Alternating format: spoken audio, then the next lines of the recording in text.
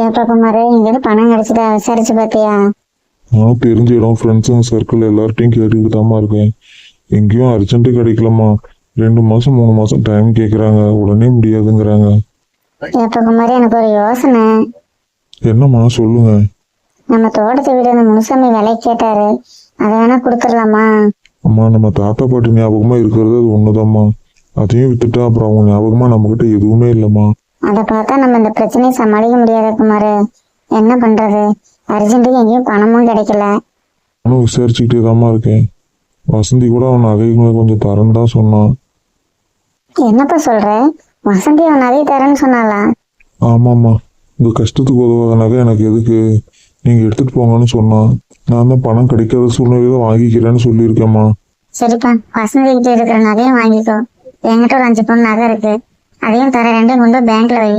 எவ்வளவு பணம் தராங்களோ வாங்கிட்டா, அப்புறம் மீதி இருக்கிறத நம்ம வெளியில ஏற்பாடு பண்ணிக்கலாம். ஏம்மா, ஏற்கனவே அவகிட்ட நிறைய நகைங்களை வாங்கியிருக்கோம். இதையும் வாங்கிட்டு போயிட்டா ஊருக்கு எங்கேயாவது போறதுக்கு வரத்துக்கு கூட அவகிட்ட நகை இருக்காதுமா. கொஞ்ச நாளைக்கு கவரை கூட போட்டுட்டு போகணும் குமாரு. என்ன பண்ணலாம், நம்ம குடும்ப கஷ்டம் அந்த மாதிரி. ஏம்மா, உங்களுக்கு ஒரு கஷ்டம் வரும்போது மட்டும் இந்த வீட்டு மருமகளா அவ தெரியுறா.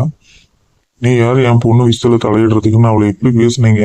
இப்போ உங்களுக்கு ஒரு தேவைன்னு வரப்ப அவகிட்ட நகையை வாங்கிட்டு வர சொல்றீங்க. ஏப்பா, உன் பொண்டாட்டி நான் எதுவுமே சொல்லக்கூடாதா? அவளும் இந்த வீட்டுல தான்பா இருக்கா.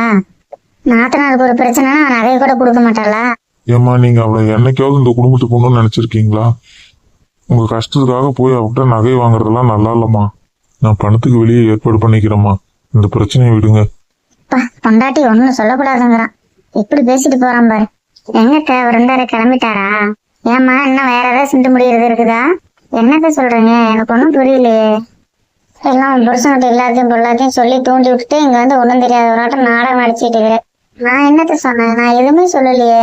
உங்க அம்மா என்ன எப்படி பேசுறாங்க அப்படி பேசுறாங்கன்னு அவங்ககிட்ட எல்லாத்தையும் சொல்லி என்னைய மகனையும் பிரிக்க பாக்குறேன். அத்தை, நான் அப்படியெல்லாம் எதுவும் சொல்லலைங்க அத்தை. நீங்க ஏதோ தப்பா நினைச்சிட்டு பேசுறீங்க.